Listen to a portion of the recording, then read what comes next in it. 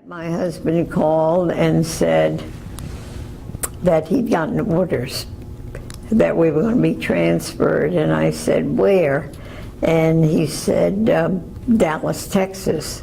Do you know anything about Dallas? And I said, no, I just know there's a store there named Neiman Marcus.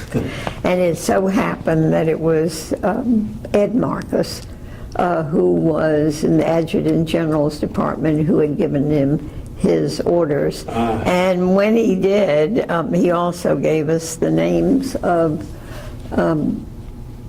several people in Dallas to get in touch with. And so this is how we had our first stationing in Dallas. Right. My husband was here. I worked for the Red Cross and met some of the leading Jewish members of the community because we attended services at Temple Emmanuel in South Dallas. Mm-hmm. And one of the persons that Ed had referred us to was Louis Lefkowitz, who was a very prominent attorney and the son of Rabbi David Lefkowitz, who was the rabbi of the temple, and they were wonderful in embracing us while we were here in the service. Rhea, 1919, Newport News, Virginia. The Depression baby. That's right. What do you remember when you were just a little girl? I'm the second born. My older brother was totally blind, and from the time I could walk, I was his eyes until he passed away just 3 years ago. My parents were very hospitable, and during World War I, my dad, who was a clothier, very frequently, if he had a Jewish customer in his store, he would invite that serviceman to dinner. And one night, he had a captain in the medical corps for dinner. The doctor was playing with the baby and noticed that he was not following and suggested to my parents that perhaps this child was blind. And this is how my parents found out that my brother, he was maybe far less than a year old. And of course this was very traumatic. And then I can remember throughout my early years and through my teenage years, they carted him all over the country. Every time there was a new ophthalmologist, especially the specialists from Germany in the country, they would take my brother to have him examined. And it really wasn't until he was a teenager that they really accepted the fact that he would always be blind and nothing could be done to give him any kind of sight. He attended the Virginia School for the Deaf and the Blind in Stanton, Virginia. And that used to be our vacation, taking him to school. Mm-hmm. And it was very traumatic. It really was. Just for me as a child to see these children who were blind living in an institution. But my brother did become bar mitzvahed, and my parents raised him as if he was a sighted child. And I never had a date without taking him until I was 16 years of age. Oh, wow. Took him to the beach. As I said, I was his eyes.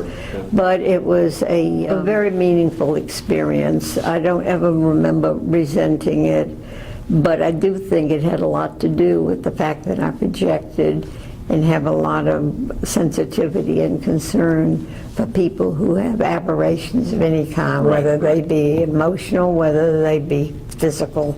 And perhaps that reinforced my contributions in terms of community service. I remember being brought up in a very loving family with a handicapped child, of course.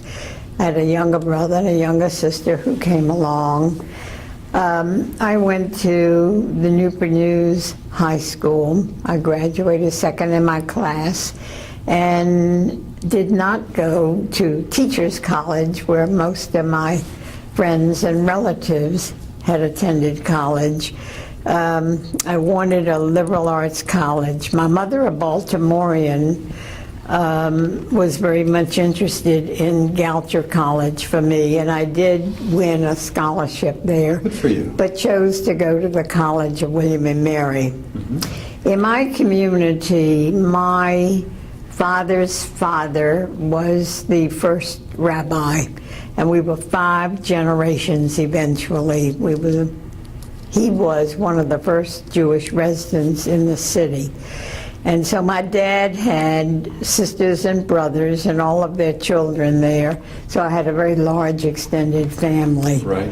All of them very active. As a matter of fact, I grew up in a community where I had 40 first cousins by the time some of them had married. Wow. And Wow. it's something I miss terribly, to say the very least. Very few of them, unfortunately, are living.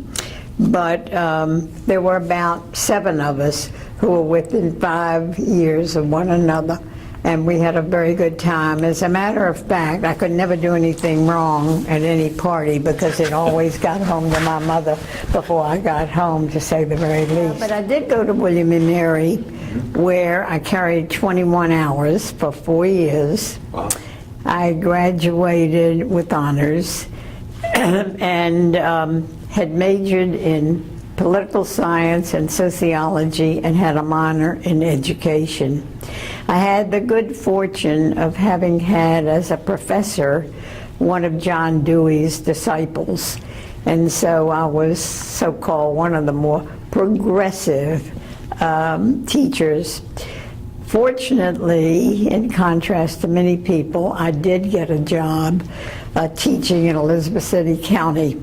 I had just turned 20, and my first class consisted of 55 boys and girls, Wow. 2 of whom were with 6 months of my own age.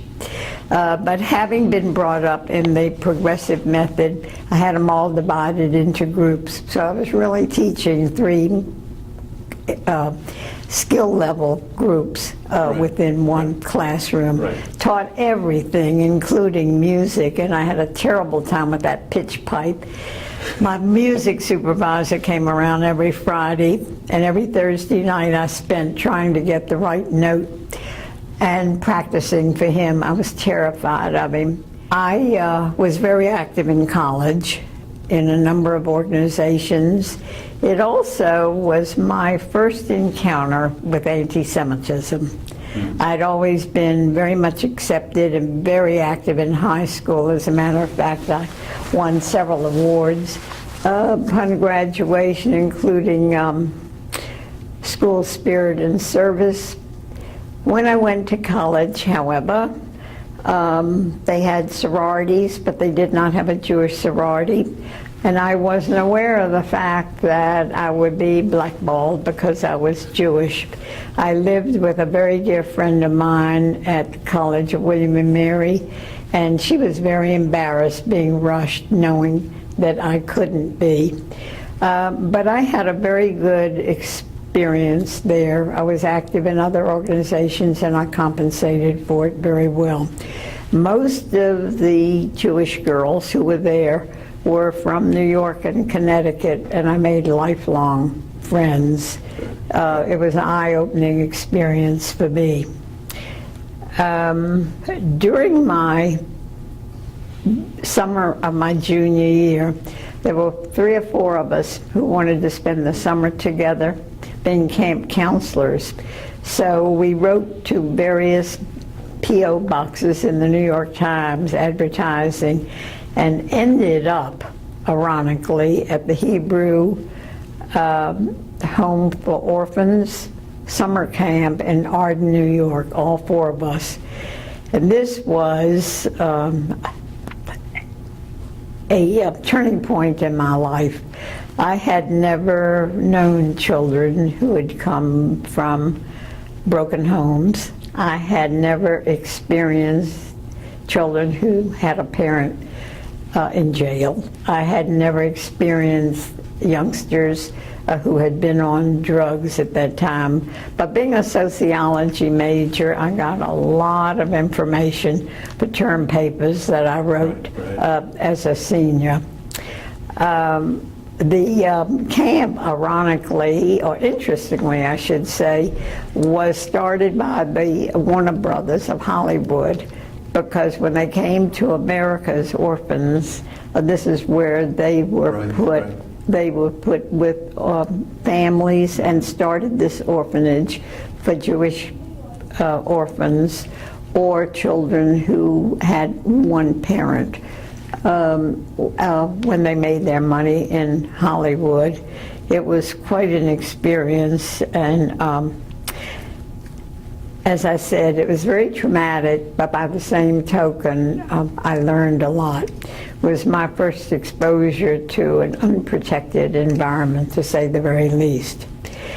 My roommate, campmate I should say, at camp, happened to be a young woman who came from a very prominent German Jewish family, whose family had been very successful and owned leading department stores in Berlin. Mm-hmm. And of course, their businesses were destroyed.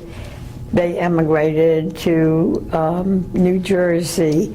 And so I got a first-hand report at a very early age of what it was like to be persecuted by the Nazis. I also had the experience living on the coast. My parents were very active in civic affairs.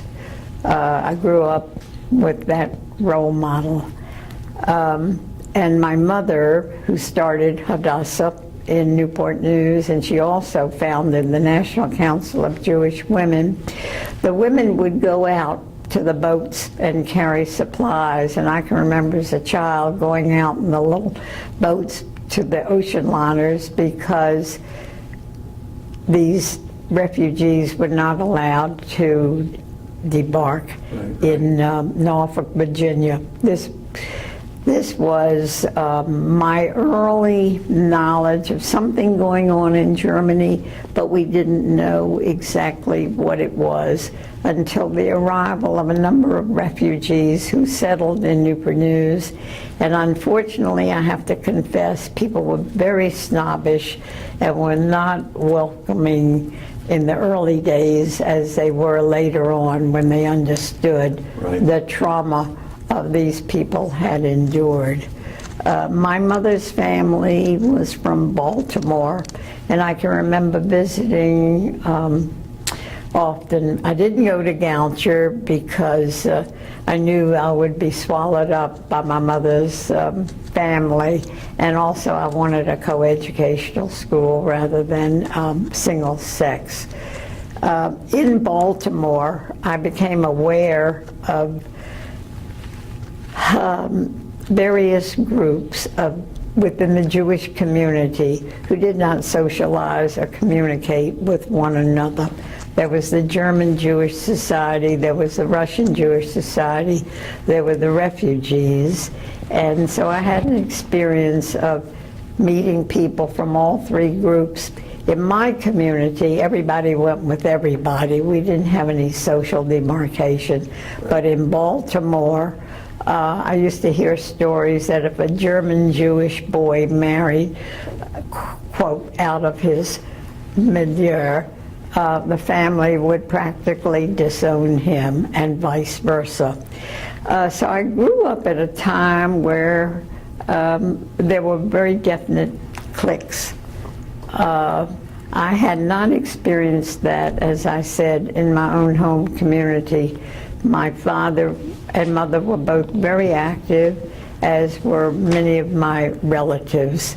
And I was accepted.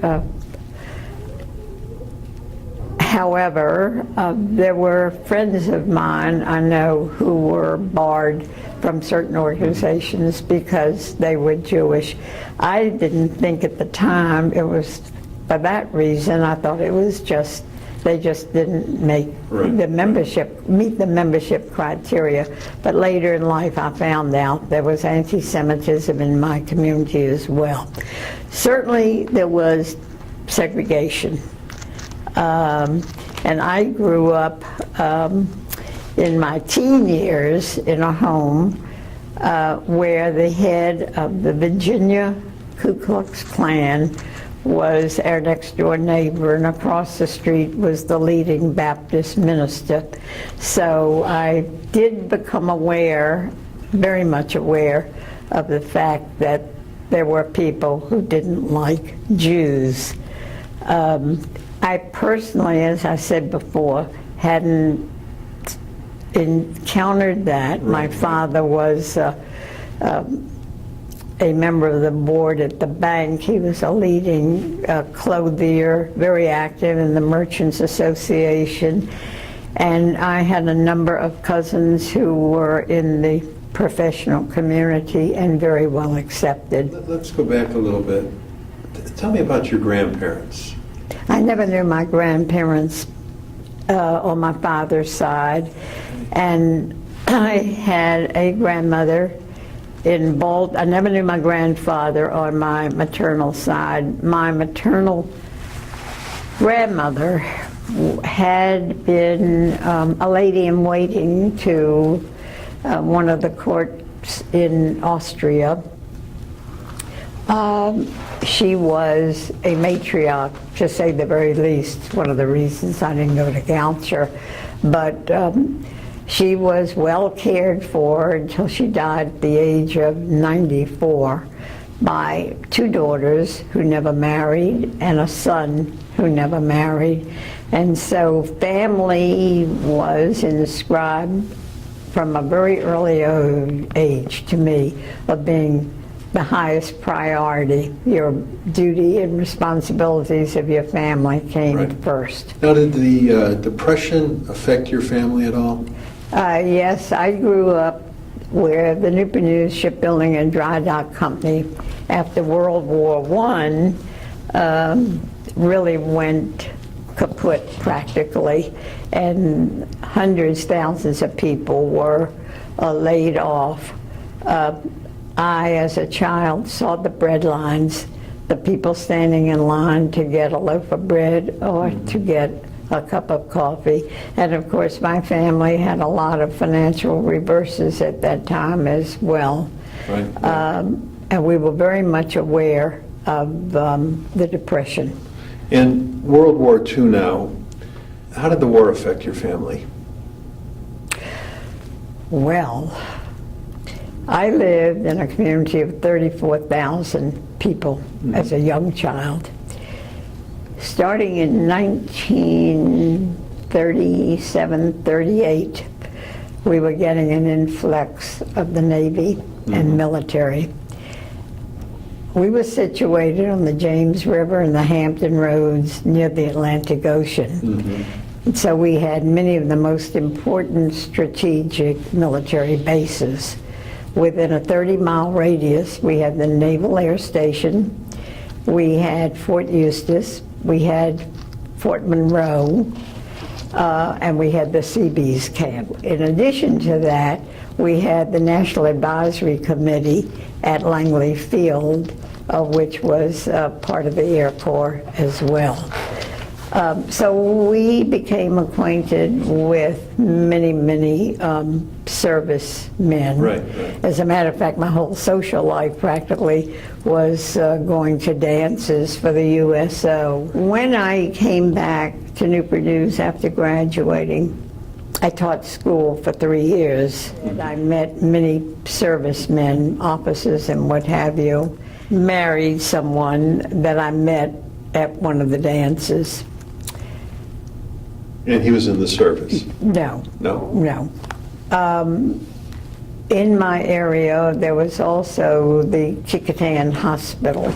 And I happened to be at a Council of Jewish Women benefit dance on a Sunday night at the Hampton Roads Country Club with one of the young men in the service that I'd been dating and who was about to ship out.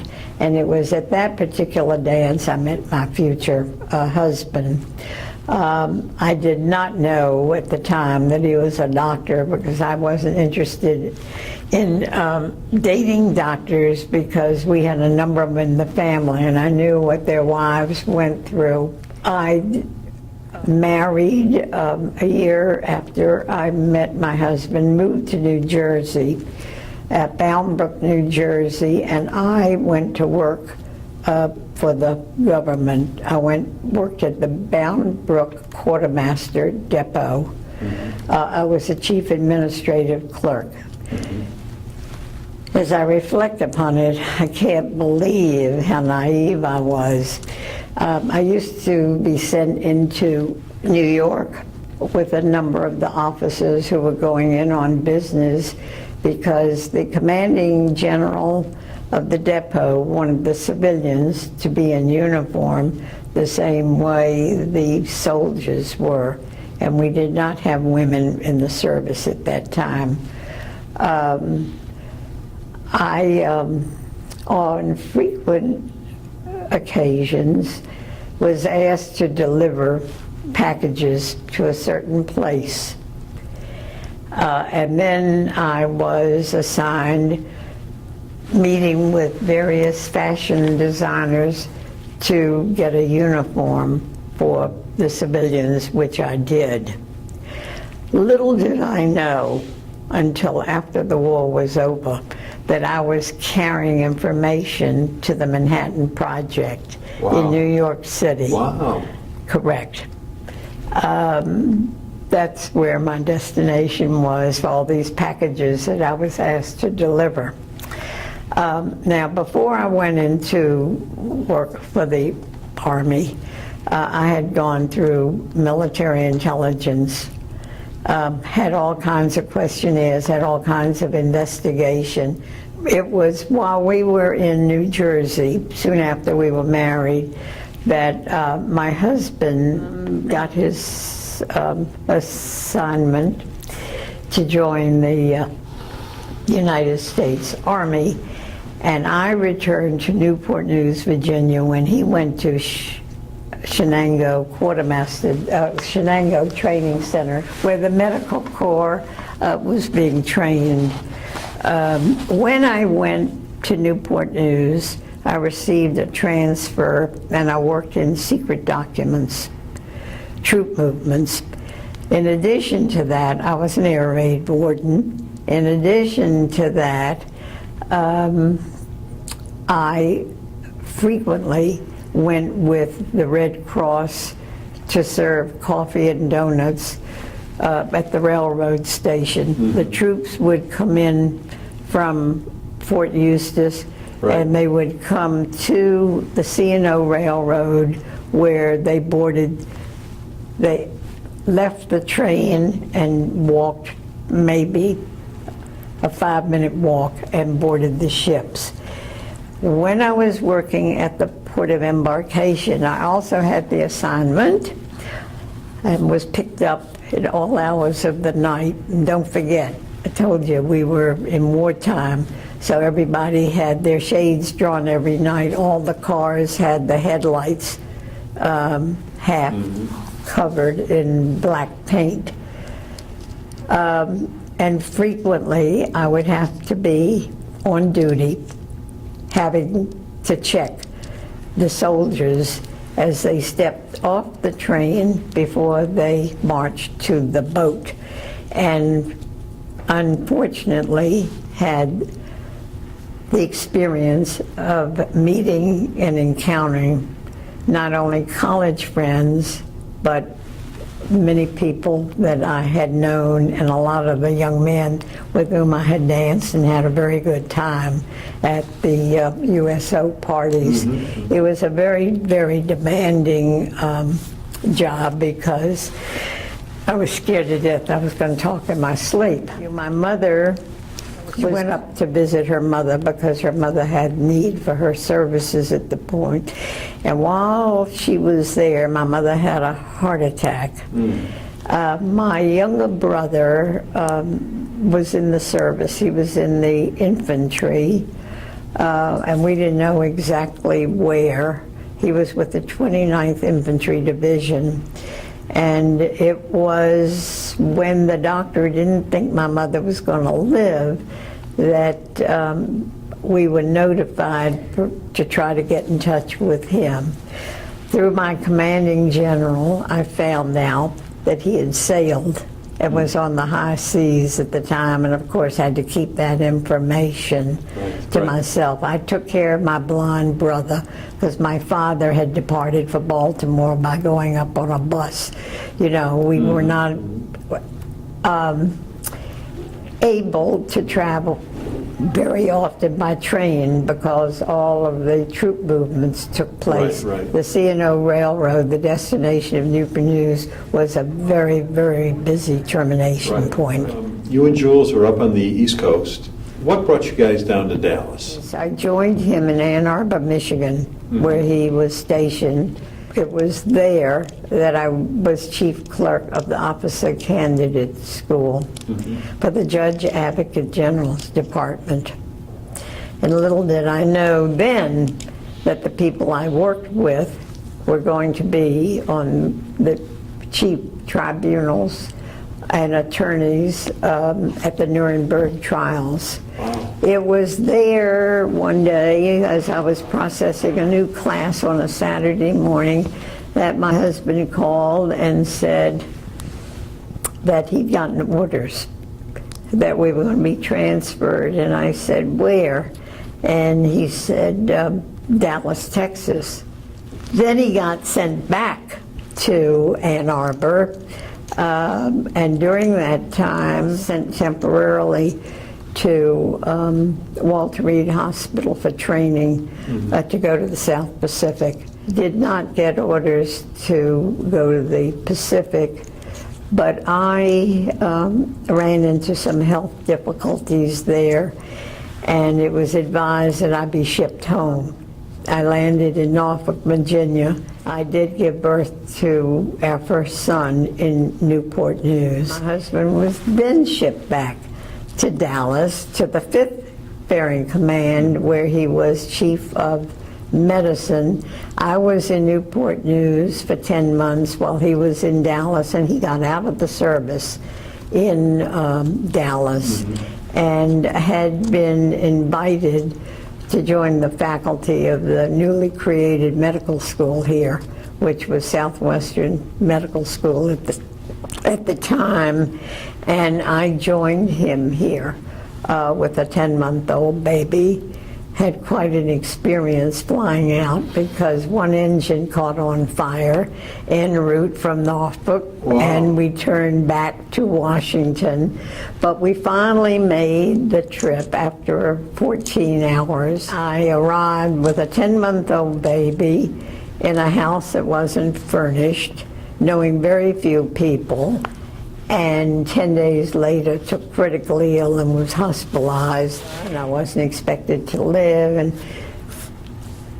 it was finally found that they were using a new experimental drug called erythromycin at McKinney Army Hospital, and this is what saved my life. When I was so critically ill, Rabbi David Lefkowitz had heard that I was in the hospital and I needed 3 blood transfusions, and his son was one of the people who gave me direct blood transfusion, and he also persuaded 2 other people to do so. Well, now Jules became a cardiologist here in Dallas. He went into practice and also was on the clinical faculty of the medical school. And you got very involved with the Jewish community. Yes. Tell us about it. Once I got well. Well, I had always been very active in junior councilettes, so I joined Council of Jewish Women. I became a member of Hadassah, and I became active in the sisterhood, became active in the auxiliary to the Dallas County Medical Society and the American Jewish Committee, and Persian, where my children were at school.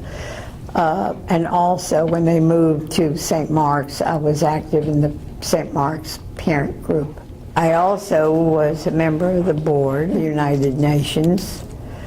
I later became an officer in many organizations, including becoming president of the Friends of the Dallas Public Library. I also was on the White House Conference on Children and Youth, the Dallas City Council Flood Control Committee, and the Dallas City Council Drug Committee. I was a member of the Dallas Symphony League. When I went to work, became very active in professional organizations such as the American Association College Admissions Counselors.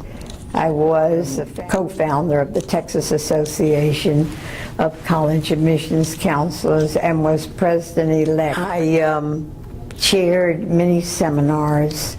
I went to work without ever looking for a job. While I was bedridden for so many years with a bad back, many people asked me, since they knew I was from the East and knew about colleges and universities elsewhere, if their kids could come over. And that really was the beginning of what became professional college admissions counselor. I am a life member of the board at the Winston School. I joined the Independent Educators Counseling Association, known as IECA, from which I have received a national award. I also received a state award from the Texas Association of College Admissions Counselors for my contribution to the field of college counseling. What was the happiest time in your life? Meeting my husband. I told you we have 3 sons. Right. One was born in... One was born in Newport News, and 2 of them were born here in Dallas. All 3 are attorneys. They pursued their legal professional interests. One is in California, one lives in Paris, France, and one lives in Connecticut. Now, your husband was a cardiologist. Yes. My husband was a real Renaissance man. Medicine was his highest priority in life. He loved music. We had a wonderful relationship, not only as husband and wife, but best of friends, and we had great respect for one another's professional integrity.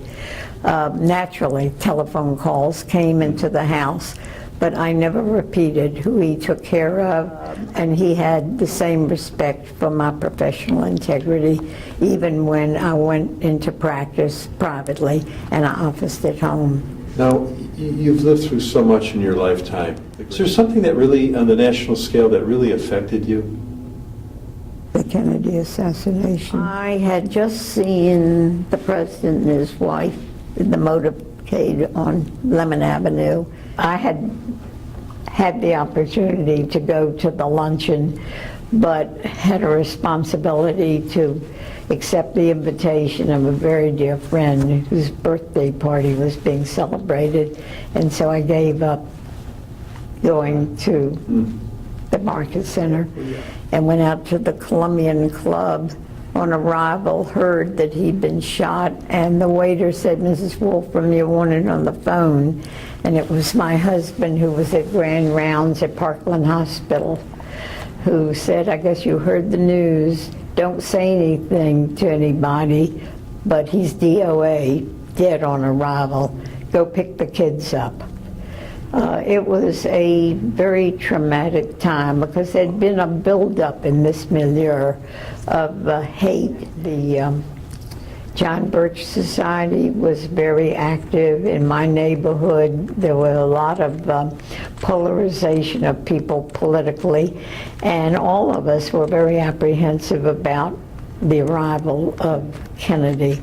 I picked the children up at school. My oldest son was a freshman in college, but I picked one up at St. Mark's and one up at Pershing, and for the next 4 or 5 days we had our recording, the real recording, right, recording everything on TV. On TV. I was chair of Words That Changed the World exhibit, which was 2 years in the planning at the Dallas Public Library. It was to open on a Monday. That Sunday, I was with my husband and the children at the symphony in the afternoon when Lee Starr, president of Teitsch Gettinger, had a little radio, turned around and told us that Ruby had shot Oswald. We remained till the end of the concert and went home. And of course, I didn't know who Ruby was. None of us knew anything about Oswald at that time.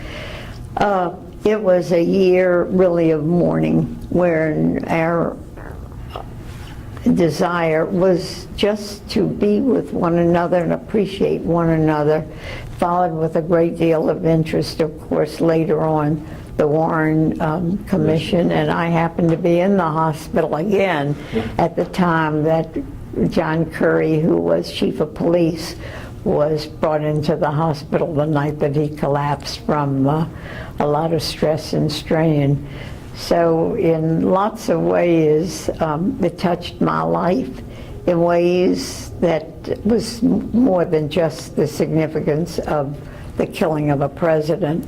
My father, at the age of 100, was questioned by the FBI because he had gotten rides home from Shearith Israel congregation. He had been visiting me, living in an apartment with my blind brother, and I'd pick him up every day and take them. And after a while, he said, "You don't have to come and pick me up and bring me home. There's a very nice man who's offered to do it." It turned out that man was Jack Ruby. You have the 3 sons and 8 grandkids, 2 great-grandkids. What advice does great-grandma want to leave to the next generation? Life is to be lived. And if you don't have those active one-on-one encounters, you don't have memories.